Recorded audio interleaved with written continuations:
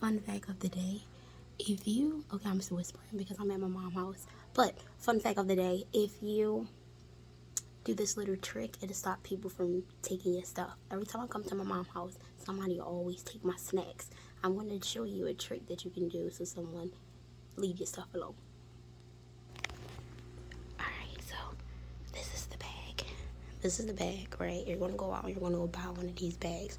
Alright, I'll eat pretzel, so it's totally okay. So you're going to go out, get this bag. But whatever your snacks is, get your snacks too. You got to get your snacks too. I'm whispering because they're upstairs. Get your snacks, right? Get your snacks, boom.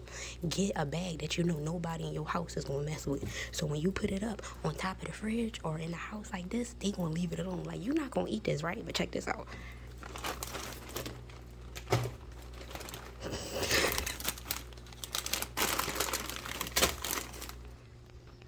There's your little hack for today.